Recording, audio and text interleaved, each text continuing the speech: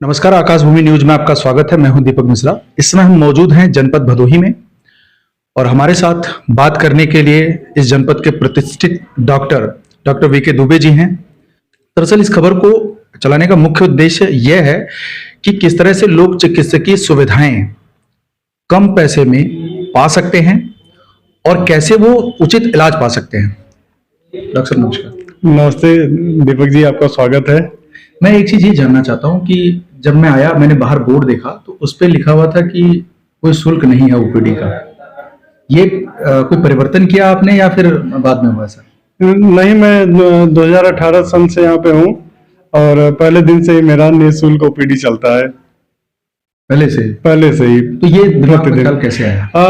दिमाग में एक तो हमको लगता है कि ईश्वरीय कृपा है कि हम लोग चिकित्सक के रूप में बैठे हुए हैं। आज डॉक्टर हैं तो ये भगवान का आशीर्वाद है। तो ईश्वरीय कार्य है तो ईश्वरीय कार्य को ईश्वर को समर्पण के भाव से ही हम निःशुल्क ओपीडी लेने का प्रयत्न किए। और कुछ विशेष बात थी जब हम लोग ऑफ कैमरा थे आपसे डिस्कस किए थे कि जो निर्धन है, गरीब है, उससे फीस लेके और फिर उसको देखना हमको उचित नहीं लगा। तो अंतरात्मा से आवाज आई कि किसी से फीस लेके मैं नहीं देखूंगा और जो उचित रहेगा इलाज में उसमें भी उनसे कितना कम से कम उनका खर्चा हो के वो ठीक हो जाए, ये मेरा प्रयास रहता है। मेरा एक और सवाल है कि अक्सर देखा जाता है कि किसी के पास पैसा नहीं है या बहुत कम पैसा है, वो इलाज के अभाव में लोग दम तोड़ देते हैं या उनको दिक्कत होती है। क्योंकि जनपद भदोही में सरकारी विभाग में देखा जाए तो चिकित्सकीय सुविधाओं का अभी तक अभाव है। क्या कहना चाहेंगे इस पर? देखिए, अब जो गवर्नमेंट हॉस्पिटल का मैटर है, सरकार लगातार अपना प्रयास कर रही है और जितना है, लेकिन कई बार देखा जाता है कि जनसंख्या के हिसाब से कितने चिकित्सक होने चाहिए, तो उसमें कहीं ना कहीं अभी कमी है।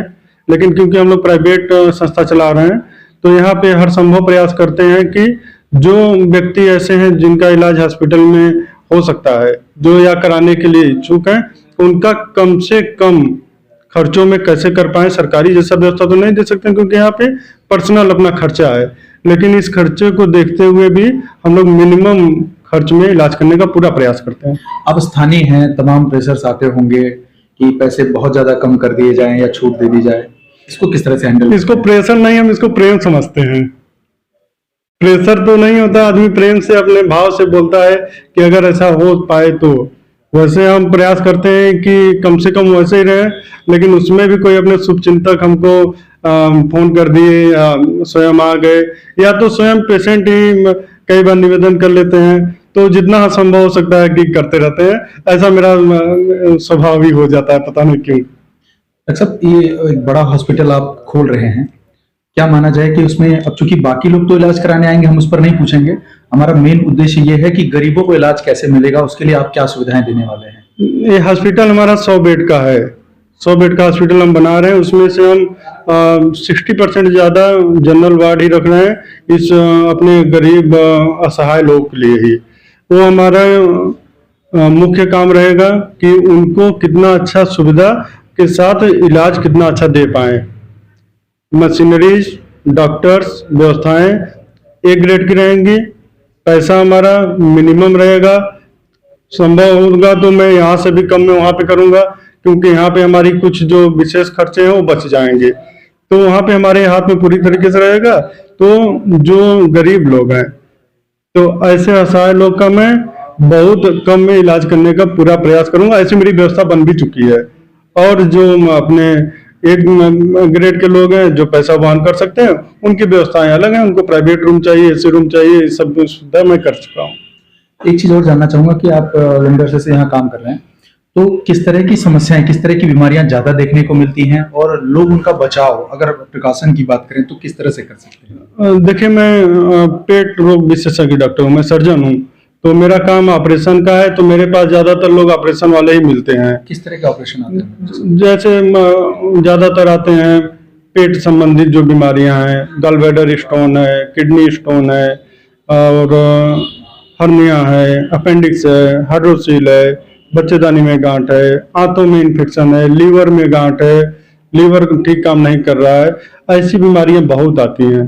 तो आजकल जो हम लोग का दिनचर्या ऐसा हो गया है, फास्ट फूड का, जंक फूड का, मुख्य कारण यही है बीमारियों का।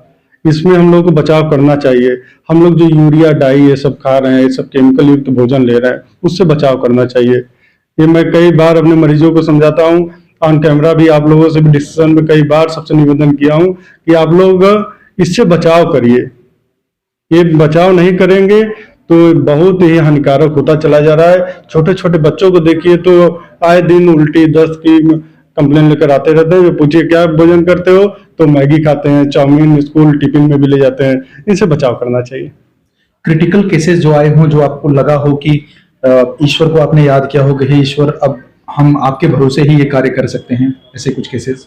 ऐसा कई बार होता है। एक सेप्टिसिमिया करके हम लोग बोलते हैं कि पेशेंट को इलाज न कराने की वजह से, या किसी को बुखार बहुत दिन से आ रहा है और कहीं ना कहीं अंदर उनको इन्फेक्शन बढ़ता गया, किसी कारण इग्नोरेंस हो गया या डायग्नोस नहीं हो पाया, इलाज ठीक से नहीं करा पाया, उसकी बीमारी ऐसी बढ़ जाती है कि छोटी सी बीमारी की वजह से किडनी, लीवर सब कुछ डैमेज हो जाता है।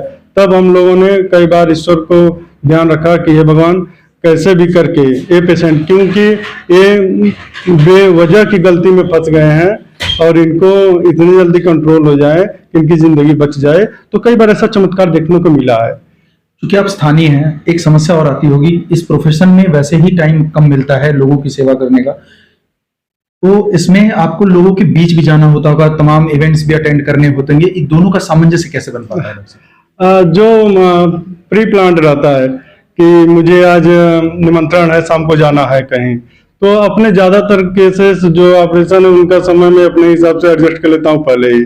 ओपीडी समय में तो कहीं जाना संभव नहीं रहता है। जो भी कार्यक्रम होते हैं हम लोग क्या ज्यादातर शाम को ही होते हैं, तो ऐसा हम लोग अपना टाइम टेबल सेट कर लेते हैं कि जो ऑपरेशन है सुबह ही कर लेंगे, जो ओपीडी है अपना टाइम तक कर लेंगे, उसके बाद निकल लेंगे। कुछ इमरजेंसी रहती है तो उस प्रकार की अपने अल्टरनेटिव डॉक्टर यहाँ पे रहते हैं, सब स्टाफ रहते हैं, तब तक रहते हैं। और मेरा लिमिट बहुत दायरा कम रहता है। मैं अपने हॉस्पिटल से आधे घंटे की दूरी पे कहीं भी रहता हूँ, कि मैं कहीं भी रहूँ तो निमंत्रण से मैं कह के भी चला भैया मुझे जाना है, तो मैं निकल लेता हूँ। इलाज के दौरान आप कहीं नहीं पहुंच पाए हों, ऐसे लोगों से आप क्या कहना चाहेंगे? तो उन लोगों से मैं निवेदन यही करता हूँ, मुझे क्षमा करेंगे, क्योंकि मेरा प्रोफेशन ऐसा है और मैं प्रयास करता हूँ कि किसी का छूटने ना पाए।